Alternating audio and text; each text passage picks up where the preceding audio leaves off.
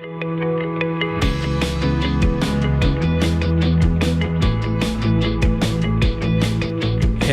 and welcome to Pastor's Perspective. I'm your host, Brian Perez. We are here live in the studio on this Tuesday afternoon. We'd love to answer the questions you might have about the Bible, the Christian faith, how to walk the Christian walk. We'd love to hear your questions. What's going on in your life? 888-564-6173 is the number to call.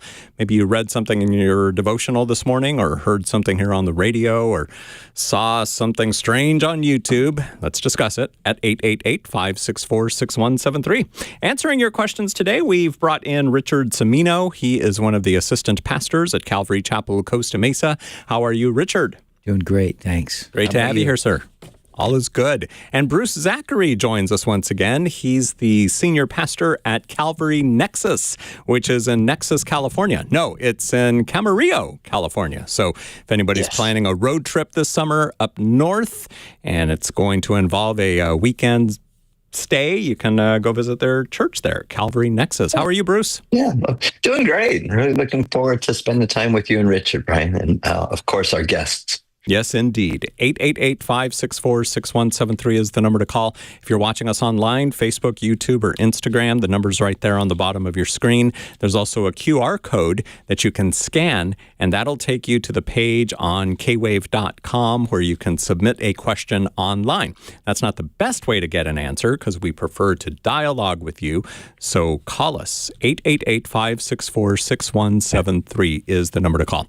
You can also send in your questions using the Pastor's Perspective Facebook Messenger or by DMing us on the Pastor's Perspective Instagram. In fact, I've got one of those Facebook questions right now. This one is from Dina, who writes, how much protection during the tribulation will believers have, those left behind who are not deceived and accept the truth, such as when the seas and rivers and springs are turned to blood, will God provide water for the believers? And will believers during the tribulation die of other causes besides being martyred?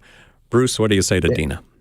Yeah, first of all, I just appreciate the question. We're talking about tribulation saints, those who come to faith after the rapture of the church during the Great Tribulation. And we would liken that to God's protection of Daniel's three friends, Shadrach, Meshach, and Abednego in the flaming fire, that God knows how to protect those who are his.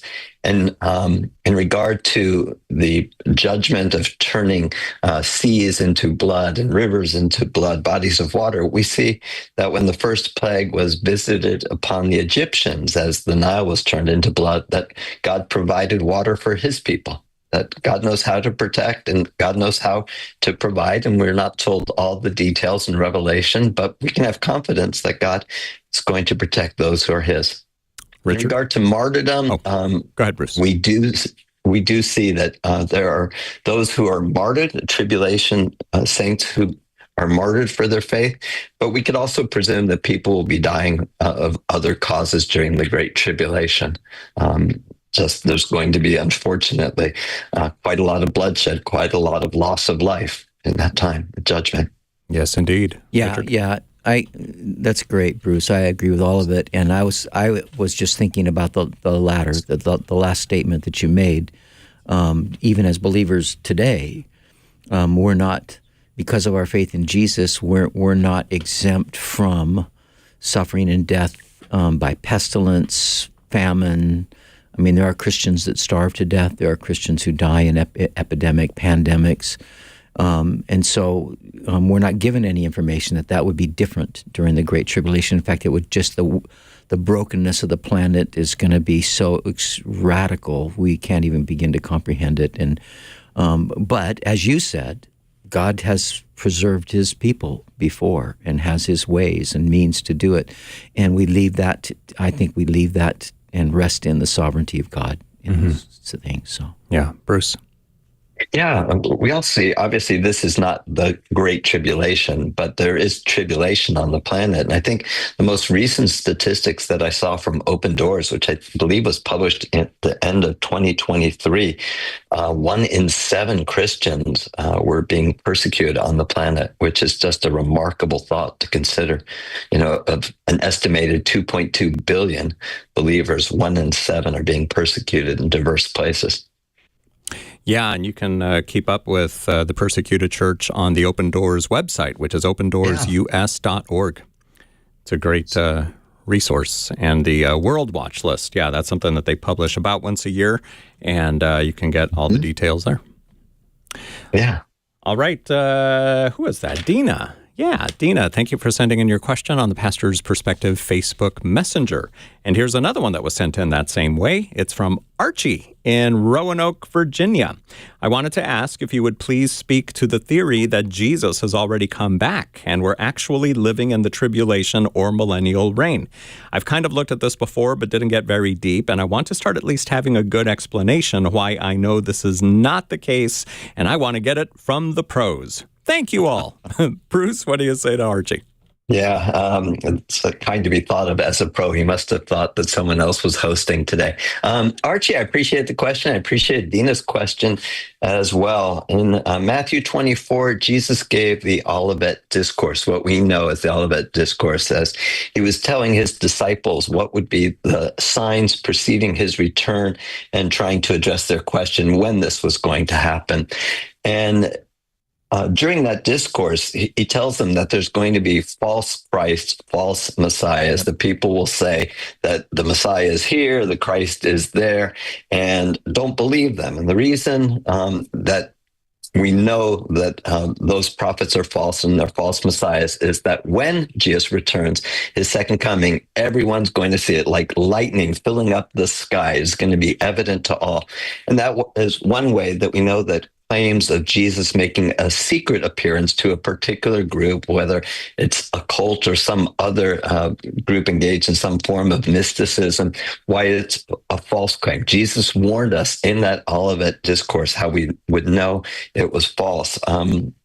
The other questions about the millennial kingdom that we see described in Revelation 20, we also see it described, for example, in Isaiah chapter 11. That's where we see the lion lying down with the lamb. In Isaiah 65, some of the other elements of the millennial kingdom is restoration of the creation. And currently, we do not see that taking place on our planet at all. There is constant warfare on the planet. The lion and the lamb are not lying down. And similarly, we're living in an age where there's a lot of destruction to the creation. There's a lot of destruction to the environment. And this is not a time where the creation is being restored yet. So we know it's not the millennial reign. Richard? Yeah, not only is the restoration of creation, but just the absence of universal peace and justice. And Amen. The millennial reign is described in Revelation 20, like Jesus is reigning on the earth, Satan is bound. And in Isaiah chapter 2 and also Isaiah 11, amen. Peace and justice are going to be, they're the foundation of his throne. He'll reign in righteousness forever, rule and reign in righteousness and forever. So the absence of all of those things that you mentioned, Bruce, and even the cosmic upheavals, we're not witnessing those as well. So aren't you just thankful for, like Jesus said, no, you are going to hear these things, but let me just tell you in advance, this is what will be the sure realities of my return to the earth. So. Mm-hmm. Very true. All right. Who was that? That was Archie. That's right. Oh, Archie. Thank you for sending in your question on the Pastor's Perspective Facebook Messenger. Now let's go to the phones. 888-564-6173 is our number. That is the number Arturo dialed from Moreno Valley. He's watching us on YouTube. We'll wave to Arturo. What's your question for us, Arturo? Yes, I was just wondering, I know that God made Adam and Eve, but who made the other creation so they could have a partner besides Adam and Eve in order to make more children? Like, for instance, their kids, where did they get their spouse from? Who made them? Okay. Richard? I think Adam and Eve supplied them. That would be my simple answer. But then the next question would be, wouldn't those then be siblings? At that time, they would have been. I was wondering, wouldn't they would be siblings? Is that the reason why they, if I'm not mistaken, is that the reason somewhere in the Bible, if I'm not mistaken, correct me if I'm wrong, that not to be with go out with none of your cousins or something like that. I'm not 100% sure, but I think I heard something like that. Yeah, because it was changed. Well, I would say the first reason why we can say that that was reality is the Bible gives us no other things. It just says they continued to have children, and their children had children. So because there was no other alternative source of having children, that would be it. I think because the fall had not taken place, but recently, it was so short-lived that the kind of genetic degradation that has happened since then. That's one reason why marrying your siblings is not a wise idea to do, because of the genetic, degradation that's happened. Yeah. So I would just say putting it that close to the fall, and there was no other recourse. But the Bible just doesn't tell us. Wouldn't it be great if it said that Cain married Elizabeth or whatever? We know, But later down, it does say it starts to name some of those families, and daughters of people in those families, and How many generations, Bruce, do you think it went on where sibling marriage was allowed, or sibling? Yeah, I mean, we see that. By the way, Richard, I appreciate your answer to Arturo's question. I think it's the right answer. So we see that Abraham is still saying that Sarah is his sister and she is his half-sister. And so that's several generations. I'm not sure that the Genesis record is intended to be a complete record of the generations or the genealogies. I certainly don't seek to try to date the creation from those genealogies. But I agree with Richard about the genetic condition that sin had just entered into the universe, and presumably the impact of sin and the genetic mutations that are caused by sin, the degradation, as Richard said, was less prevalent, so it was less of an issue. Arturo mentioned about cousins. Actually, cousins are never prohibited from the Mosaic law in regard to marriage, but many would make the case, as Richard said, as far as the genetic pool, it's not necessarily a wise idea unless you live in Louisiana. And just kidding, Louisiana. Oh, great. But yeah. No, we just lost our Louisiana audience. No, I'm joking. Yeah, cousins are not precluded. Matter of fact, Jacob is told to go to Laban, the brother of his mother, in other words, his uncle, to take a daughter, which would be his cousin. Yeah. Anything else to add, Richard? Yeah, Genesis 1:28 says Adam and Eve had other sons and daughters. And how else do they? When you just start thinking about it, it's not complex. Even though God doesn't give us the specifics, God said, "Be fruitful and multiply, fill the earth." Yeah. Well, there you go. So be it. Arturo, thank you for your phone call. That. Yeah, there is. Arturo, thank you for your phone call today here on Pastor's Perspective. 888-564-6173 is the number to call from now until 4 o'clock.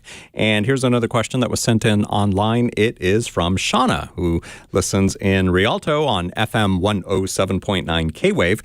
Shauna writes, I've been walking with the Lord consistently for a little over a year. I've been going through a lot. I was laid off. I've been having people agree together to come against me in matters that are unfair. I'm not the victim, but I just don't understand what exactly is going on. I always look in the mirror first to try to find what I could do better. I believe it's spiritual attacks. Richard, would you agree with Shauna? I would say in a very broad stroke, absolutely. And let me explain. First of all, Jesus said in John 16:33, he goes, these things I've spoken to you, that in me you may have peace. In the world you will have tribulation. Okay? I think the reason we have tribulation in the world is because it's fallen. And in that general sense, if you look at Ephesians chapter 2, the very beginning there, Paul says, and you he made alive who were dead in trespasses and sins, in which you once walked according to the course of this world. So in other words, there's been this stream of humanity that's been walking in a particular course, and behind the course of this world is the God, little g God of this world. It says, according to the prince of the power of the air, the spirit who now works in the sons of disobedience. And I think all of his efforts in our broken world is to drive men and women from the worship of the true and living God. And so the course of this world, once you're made alive, you're no longer floating in that stream. You're actually moving against that stream. So in that broad sense, you're facing spiritual opposition continually, right? And think about this, think of the way Jesus describes the citizens in his kingdom in the Beatitudes. I mean, who wouldn't want to be with those people? I mean, humble. They're mourning over the brokenness of the world and the brokenness of their own lives.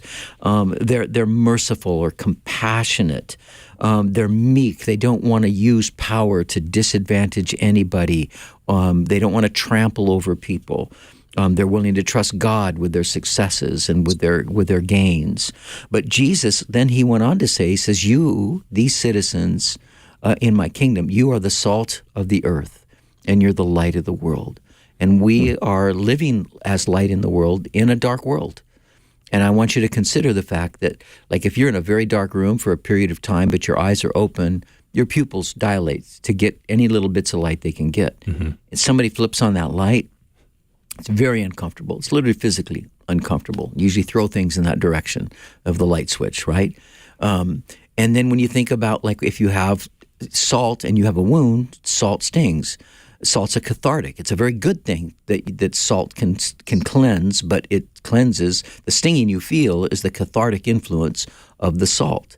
And so if we're salt in a world that is kind of a festering wound, morally and spiritually, and we're light in a world that's walking in the dark concerning God, then that's why that declaration is so close to Jesus saying, so blessed are you when you're persecuted. Mm-hmm. And he said, even the night before he died, if the world hated him, it's going to hate you. Why? Because we express his ways and his person and his nature in a world that doesn't want to be exposed to that. So that's the broad stroke, I think, of persecution. And yes, there can truly be, I believe, Satan has a legion, he has minions that followed him in his rebellion against God, and they work on us. They're not omniscient, they're not omnipotent, but they spend a lot of time. And their job is to, now that we belong to the Lord, to keep us from everything God has for us in, with, through, and by Jesus. And he will use people. He'll use the influence of the God of this world in media, all sorts of things work in terms of spiritual warfare against us. And they never stop either, because there could be someone who, let's just say they have a better time of recognizing when the enemy is coming against them, and so they're able to, either resist temptation, whatever. And then they get to this point, like, for example, in their ministry or whatever, where things are going well, or so it seems from the outside. Satan or his demons never actually say, you know what, we're never going to get this guy. Let's just leave him alone. No, they'll still attack, won't they, Bruce? They're waiting for an opportune time. Yeah. Yeah, Shauna, first of all, I am so sorry that you're going through this. That is not fun at all. It's got to be very frustrating. It's got to be very discouraging. You mentioned that you've been walking with the Lord pretty close for the last year, and I think it takes quite a while walking with Christ where you don't get discouraged in the midst of difficulty. Even people who've walked with the Lord for a real long time can get easily discouraged by circumstances and difficulty.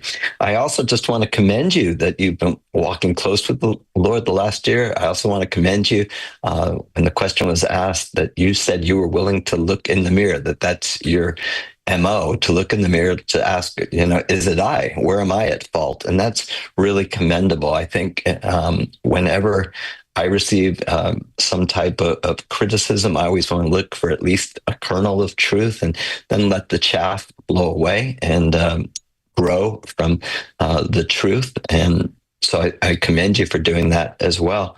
As Pastor Richard said, I don't know if everything that's going on is a direct result of a spiritual battle. Yes, as Richard said, we are in the midst of a spiritual battle. All of creation is. I try to look and think, is what I'm feeling, what I'm experiencing, merely the physical universe? Is it spiritual elements? Is it my emotions? A combination of those things. And that sometimes can be very helpful for me. I think if you have godly people in your life who can offer you counsel, who are close with you as to what's going on, that could be really helpful. But I think it also can be really encouraging when you see or contemplate the end result. For example, James, the half-brother of Jesus, said, "Count it all joy when you fall into various trials." He didn't say if, it was certain when. And he said fall, it's sudden, it's unexpected. And James' encouragement to us was that those trials produce patience, which produces character, which produces hope as an end result. And I'm also comforted as I think about Paul's writings to the church at Philippi. He says in the 3rd chapter at verse 10 that he wants to know Jesus and the power of his resurrection. And man, I wish that verse just ended there with an exclamation point, but it doesn't. He said, I want to know the power of his resurrection and the fellowship of his suffering, being conformed to his spiritual death. And God is using all of these difficulties to mold and shape you to be more like him. And that could be encouragement and a source of hope in the midst of this.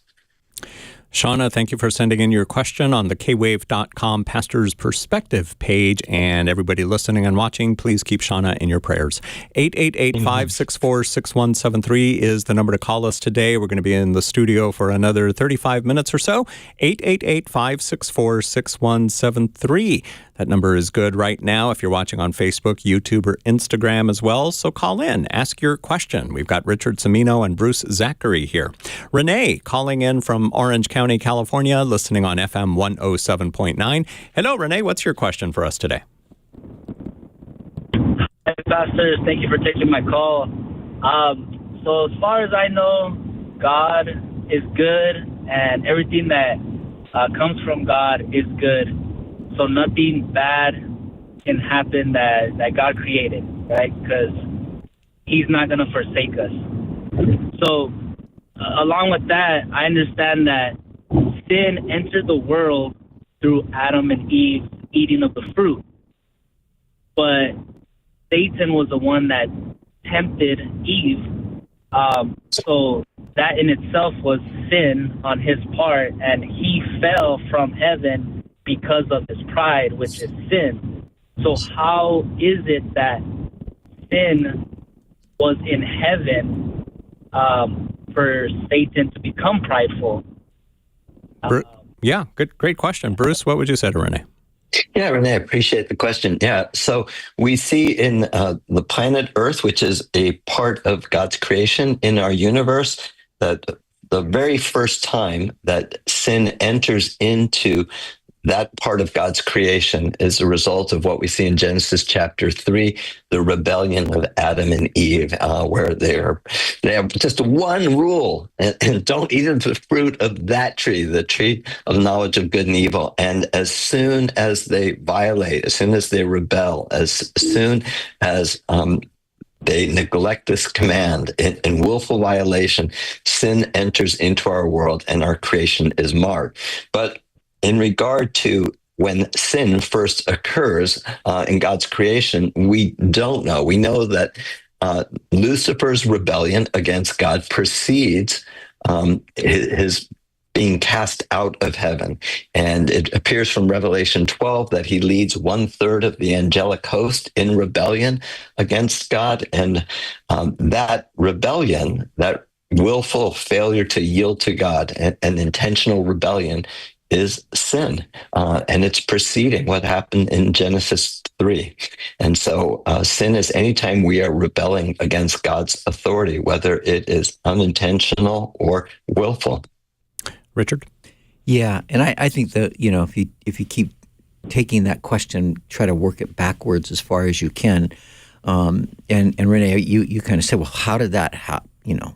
How did Satan fall? Like in the perfection of God, in the presence of God's holiness, these angelic beings existed. Where did that idea come? Right, because Satan tempts us. So who tempts Satan? Yeah. Well, here's this. Yes, exactly. Okay, so I think that's where you're going.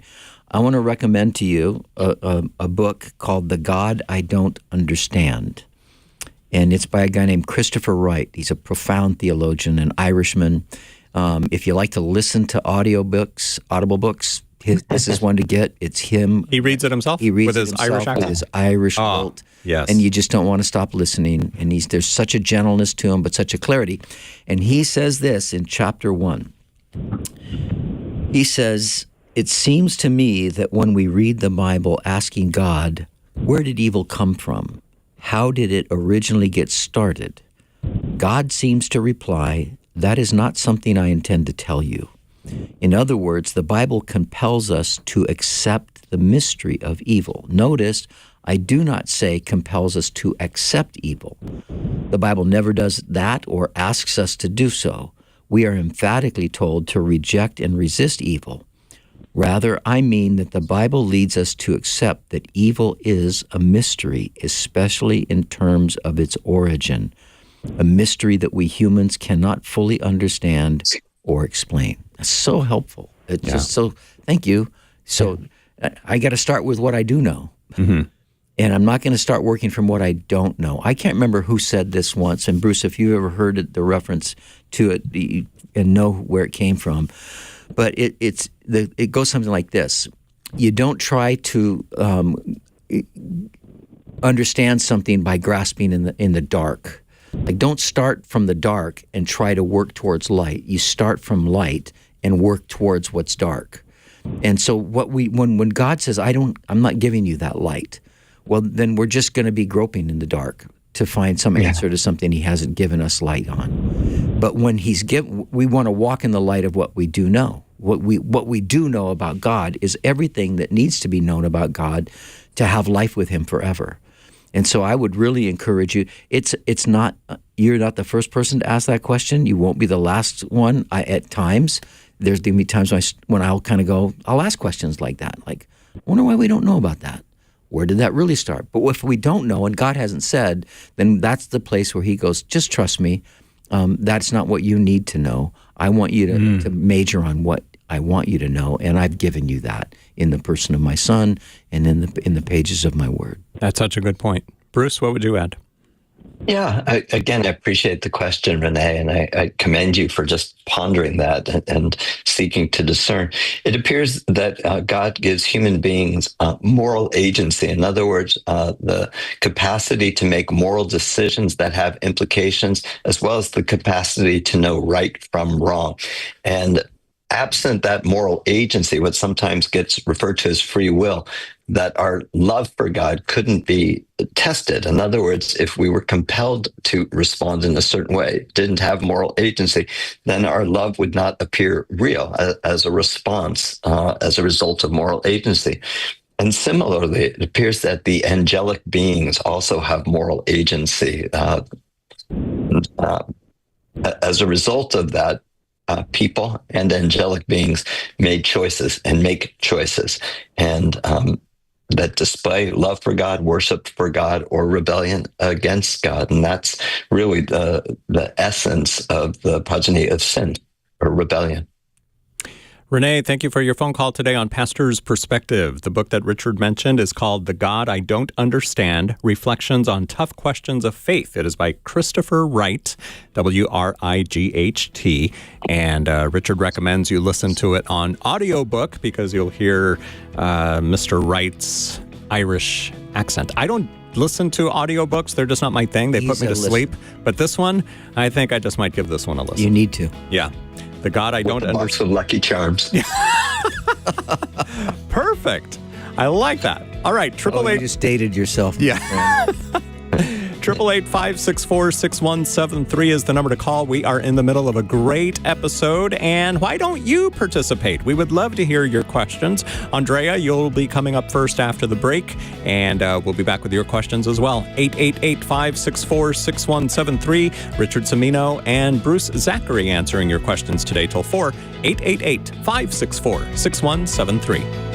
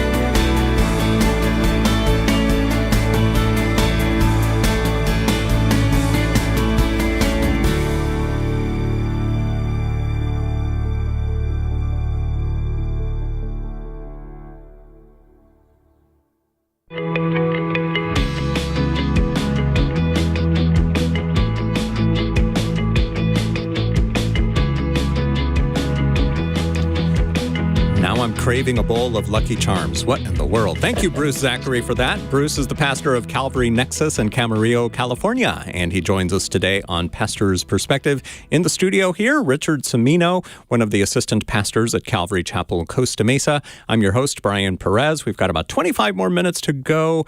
Grab an open line. What do you want to ask these two guys? 888-564-6173 is the number to call. We're going to go to Riverside. Here is Andrea. Hi there, Andrea. Welcome to Pastor's Perspective. What's on your mind today? Hello. Well, my son kind of presented me with a question that kind of hit me a little bit too, and I had a hard time explaining to him my side. Well, how old is your son? To see your guy. He's 13. No, he's 12. 12. Almost 13. 12 going on 13. Yeah. Great age. Yes. So what is that question? All right. So my son is well aware that his dad and I are not married. He understands that we had him before marriage. So essentially his question was, so you having me without being married was a sin, and I said, essentially. And then he said, well, then how can you convince me that I'm a gift if I was conceived under sin? And aren't I just your consequence? Wow. Am I your mistake? Now, when he asked you this question, where does this question come from? Is he, I don't know, because that's very deep in some ways. It's very, is he questioning his existence or anything like that? I would hope not. There's that. So he does have he has had issues or concerns with suicidal ideation. I'm not a new Christian, but I'm practicing it. We're more new to it. Where I'm practicing, I'm more involved and I'm learning more. So oftentimes I tell him, like, you were meant to be here. You were created before I even knew. God created you in my womb. Before he created you in my womb, he knew you. Like, you have a purpose, And so I always tell him these things.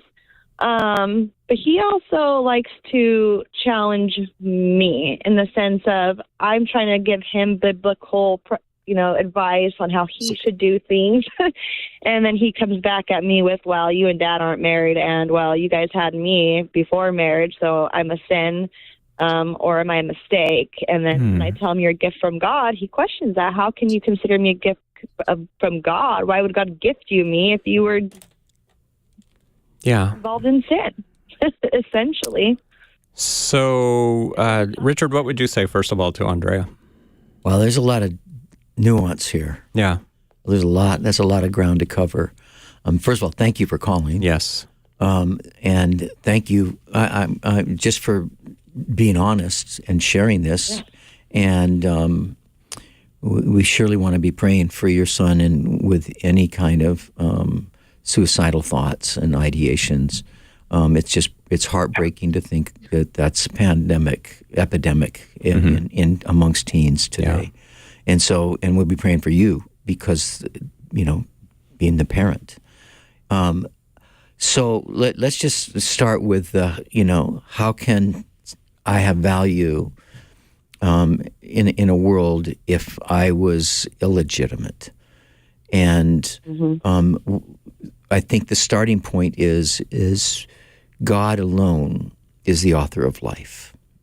And so any human being is created in the image of God. And that didn't stop with the fall.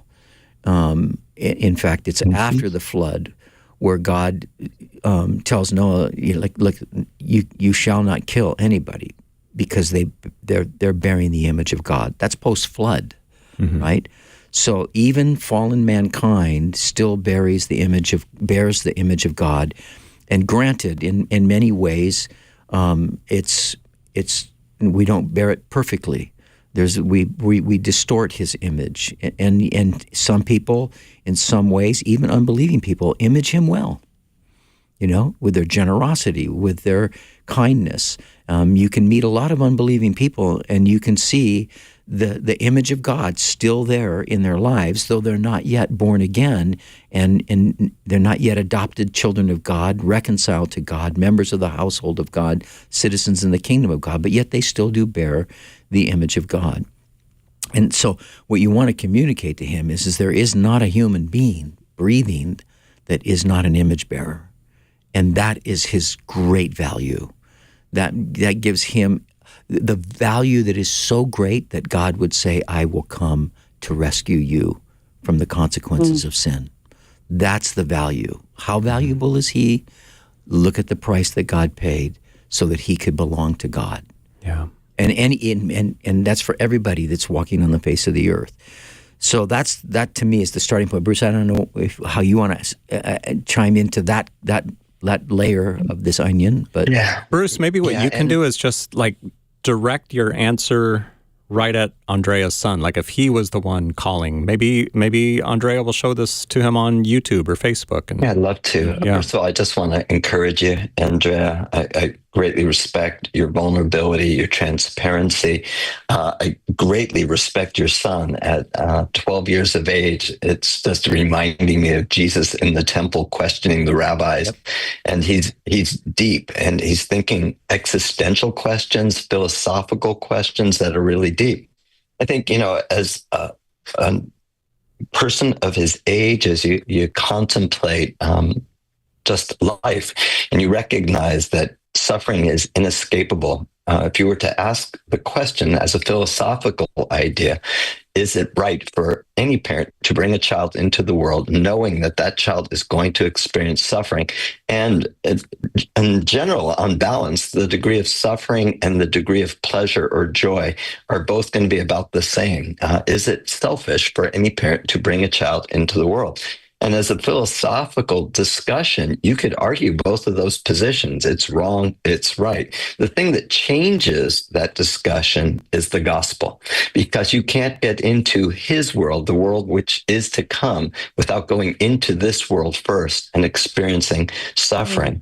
And I would just remind your son, he's at a time of life that is likened to a bar mitzvah age, an age where he is old enough to understand his own relationship with God. And if you look at a bar mitzvah as simply a rite of passage, as one is moving to a new stage of life, you recognize that Jesus' baptism, the beginning of his ministry, was a rite of passage. And it is there that the Father declared, "This is my beloved Son, in whom I am well pleased." And similarly, at the Mount of Transfiguration, as Jesus was making his way to Jerusalem to go to the cross, again, it's a rite of passage. And again, the Father's declaring over his Son, "This is my beloved Son, in whom I am well pleased." And Andrea, I'm confident that you're doing this, but reminding your son that he is well pleasing to you is so important at this stage and every stage of his life, that you cannot be a consequence of my sin as though it was judgment. And the way you know that is because you are a blessing to me, not a curse. You are a blessing to me. And to remind him of that, and to remind him that God is pleased with him. And as you mentioned to him, God knows his whole life, his beginning from the end, formed in the womb. He had works for him to walk in that he created before he even created this universe. And he's going to have the joy of discovering those, and that it gets better, and not to lose hope. As he draws closer to God, he's going to discover more, that all of us in this conversation, Richard, Brian, myself, and I'm sure you, Andrea, we all have regrets. Not to have regrets is sociopathic.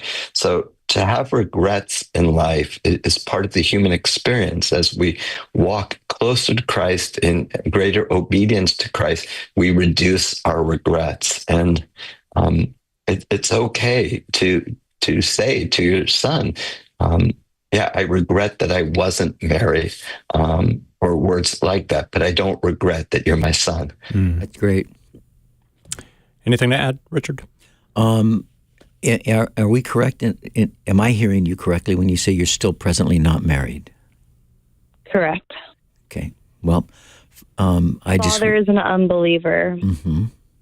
So my son is pretty much stuck in the middle of a believer and an unbeliever, and he's primarily with me. His father is on the road, but so he sees me, going to church, and every so often I try to throw this and that in, and so he's kind of questioning. He's questioning me, and it's definitely, my son's more of not he's more of it's definitely, he's paying attention to what I'm doing. That's and a great thing. It matches with what I'm saying, Yes, that's so a great why thing. Those questions come through where he challenges me, like, am I really doing the right thing? And so he's at that stage where you say this, but are you doing it? Yeah. So. Well, I would say that for your witness' sake, it would be really good to sort this out. Because your son's asking legitimate questions, and we want to have a continuity between our profession and our lives as much as possible. Yeah, and I would encourage you. Like, are you fellowshipping any place regularly right now? Yes. I would sit down and have a talk with one of the pastors. Just sit down and say, this is what's going on. My son sees the inconsistencies. It hurts me to give him a right answer when he's pointing out something obvious that's inconsistent in my life. And you can share with that pastor. I would not even begin to pretend to ask you to share, with however many people are listening right now, but share with that pastor, like, why is it that you're right here? What are your concerns? What are the things that are preventing you from having your life more consistent with what the Word of God says? Yeah. Bruce? Yeah, I just agree with Richard's counsel. And Andrea, I would remind your son that Psalm 127 at verse 3 says that children are a gift from the Lord, and that he is a gift from God, and that he's not a gag gift, that he is a precious gift and a beloved gift. I just looked up that passage, Psalm 127:3. It doesn't say legitimately born children or anything like that are a heritage from the Lord. It says children, all children. Yeah. Are a heritage from the Lord. Andrea, thank you for calling in today. If everybody listening and watching can keep Andrea and her son and dad in your prayers. And also, Andrea, I hope your son's in some kind of counseling or something for this suicidal ideation that he's going through. Mm-hmm. All right, 888-564-6173 is our number. Here is Karen, who's listening on FM 107.9 in Huntington Beach. Hi there, Karen. Welcome to Pastor's Perspective. Thank you so much. Thank you for taking my call. Yeah. How can we help you? Well, I belong to this online group that helps you save money and tips and tricks and things like that. But there are so many people in the comments of this group who say, well, no, don't get anything at a thrift store because, demons or evil spirits could be attached to the things that were donated, or the people that donated the items could have been into witchcraft, and you'll bring that spirit back into your house. I do see in the Bible that demons have the ability to sort of interact with the physical world. Like they were able to throw that child into the fire, for example, or the man of the tombs they gave him strength to be able to break chains. So I see that, but I don't see where, they could be attached to a jacket that you buy at a thrift store or a couch. Hiding in the pockets. Well, yeah, so many people in the comments were so convinced. Oh, no, don't buy anything at a thrift store. Okay. There were so many people that were convinced it was true. So I don't know. All right, Richard. Is your Stussy hat, did you buy that at a thrift store? I got it at a vintage store. Yes, I did. And I checked inside first. It's not there. Okay. Well, Karen, I think, first of all, that you want to be fiscally responsible, and you're looking for ways and hints, and you're engaged in ongoing conversations. That's great. I think that's really good. But when you begin to see those kinds of things said, you have to kind of go, okay, so some of these people, they've got a line of thought that doesn't converge with mine, or that diverges from me at this point, because truthfully, my wife and I, we bring stuff and donate stuff to thrift stores all the time. And there are many more people just like us who are not, involved in covens or anything like that. They're not worshiping the devil, and they're doing that. And, we don't know who's doing what in everything and whatever, but the idea that, the demons are attaching themselves to articles of clothing, I wouldn't want to pretend to try to answer that thing with any kind of rational weight. Mm-hmm. But I would say that we don't know what anybody's doing who's packaging the meat that you're buying in the grocery store. Oh, no. Now I'm scared. Yeah. Or the people that built your car. Right. Or the people that refurbished the car that you bought, or the people that built your home, or any of those things. Yeah. A lot of those people are watching too much Stephen King or whatever. Mm-hmm. I think that to think no, that's not the road. Or so many of those that genre of movies where people move into houses and all of a sudden demons come running through the walls or whatever.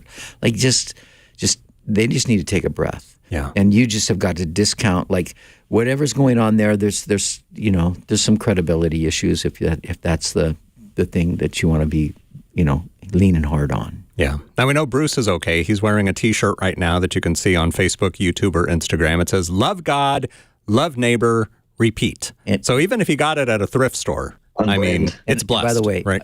I still want to tell you, that's brilliant, Bruce. Yes. First time I ever saw that, he had stickers, and we had a bunch made for our church and plastered it on my coffee container and everything. That's great. I love it. Yep. Yeah, during the pandemic, there's 2 billboards in our whole town, and we rented one during the pandemic and put this on: "Love God, love neighbor, repeat." It was great. Karen, I am so sorry that you're having to navigate these issues. I, like Richard, donate clothes to thrift shops, and I also purchase a ton of clothes. I have purchased a ton of clothes through the years from vintage stores, thrift shops. And remember, this group you're participating in, you're looking for some tips and advice related to finance, not related to theology. And so it's good that if you have a check in your spirit that I don't think what these people are suggesting about theology is on point, I just respect you for looking to get some insight and calling in. So that's great. I don't recall any example of demons occupying any inanimate object in the scriptures. We do see that humans can be possessed. We don't see any example of a believer in the New Testament once you've received the Holy Spirit being possessed by demons, although they could be oppressed. But I wouldn't associate that with a household appliance, an article of clothing, or the like. So, yeah. If it's so, it's probably got the Raiders NFL logo on it, but I wouldn't worry. And I would say it's safe to shop at a Salvation Army thrift store, for sure. Yeah, because they demon check every article. They demon check everything, that's right. Karen, hope that Thank you so answers much, Karen, your question. for calling in. Thank you. Love you guys. Love you too. Thanks for listening, and keep on clipping those coupons. 888-564-6173 is the number to call. Let's answer a question that was sent in online. This one is from Buddy in Fullerton. He asks, is Israel responsible for the famine-like conditions in Gaza? Bruce, what do you say to Buddy?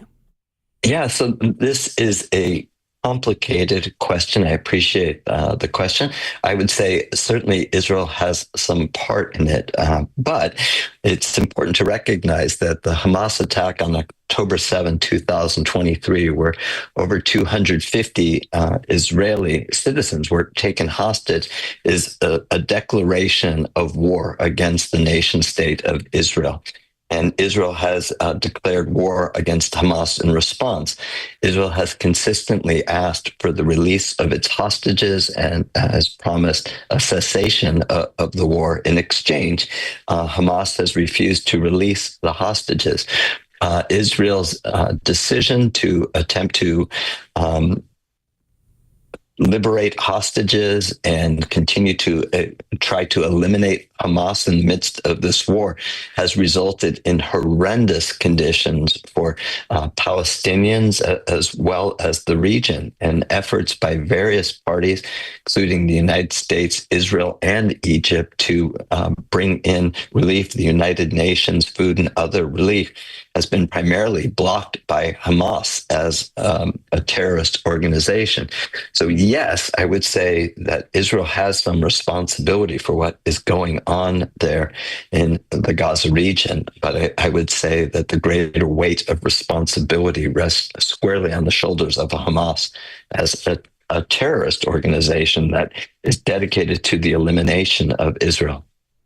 I saw a video a few weeks ago of, it was just a video taken underground or something in one of the tunnels, and it showed a lot of these terrorists gorging on food, all this food that they had, everything that they had available to them. Meanwhile, the people above ground were starving. So that was kind of like, wait a minute, why isn't this being talked about more? But I don't know if you saw that. I think another aspect is that Hamas as an organization wants to create enough public bad will towards the nation state of Israel to force the creation of a Palestinian state as part of what is presently the nation state of Israel. And towards that aim, the destruction of its own citizens is just a price to pay towards that aim as far as Hamas is concerned. All right, Buddy, thank you for sending in your question on the Pastor's Perspective page on kwave.com. Caleb, you've got a comment listening on AM 1110 K-Wave in Tustin. Go ahead, Caleb. Hey, I was just calling in. It really touched me when the lady, she called in and she had her son. He was questioning his purpose, and because his mother made a mistake and father that they had him, outside of marriage.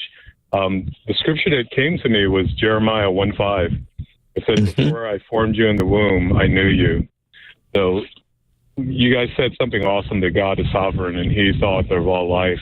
But I mean, it's the kind of thing that makes our minds go tilt, like a pinball machine, that he knew us. He's outside eternity. He knew us before and after. So it's a mystery if I try to think too much about that. But for him to know that even the scripture that he works all things together for good for those who are called, love God and called to his purposes, that the kid's not a mistake. There's a deep, deep thing going on in all life and every person. Very true. Bruce, any thoughts on that? Yeah, Caleb, I appreciate you sharing that. Yeah, Andrea actually referenced Jeremiah 1:5 without giving the address.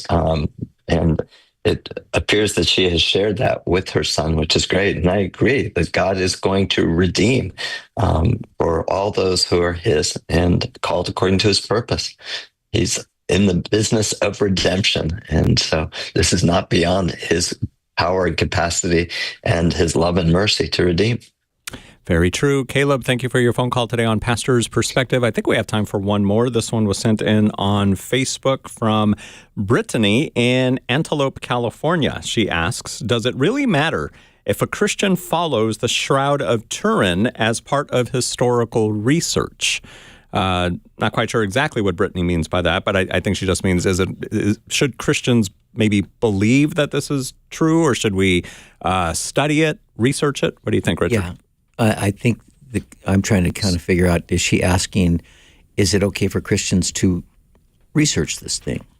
Or is it like it's a settled matter of historical research, so it's okay to say that really is the image of Jesus from his blood? Mm-hmm. I've never really spent a lot of time thinking about the shroud personally. Mm-hmm. So I'm going to bounce this one to the other side of the table and wait for the attorney to give me his. Oh, yes. Get his perspective. Yeah. So I think as to the legitimacy of the Shroud of Turin, there is some who would argue that it is the literal burial cloth that Jesus was wrapped with. Others would argue that it is a medieval forgery dated about 1300 AD. And if your question is, hey, I'm interested in this and I want to research it, there's nothing in the Bible that's prohibiting you from researching or checking out, similar to the Holy Grail.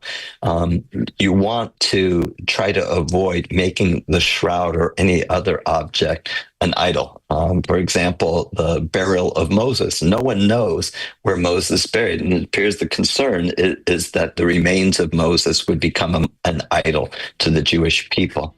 And so we always want to be cautious about that any object doesn't become the object of our idolatry. Brittany, thank you so much for sending in your question. Hope we answered it. God bless you guys. Thanks for listening and watching today. We will be back tomorrow from 3 to 4 p.m. Pacific time. We would love to hear your questions about the Bible, the Christian faith. As you're reading your Bible this evening or tomorrow morning, write stuff down that you'd like to call in and ask. We would love to try to answer your question here on Pastor's Perspective. For Richard Cimino and our guest, Bruce Zachary, it's Bruce's second time on the program now. Congratulations, Bruce. We'll do it again next Tuesday, yeah? Yes. Looking forward. Awesome. All right, Bruce is the pastor of Calvary Nexus in Camarillo. Richard's one of the assistant pastors here at Calvary Chapel, Costa Mesa. I'm Brian Perez. Thank you for listening, and thank you for watching Pastor's Perspective.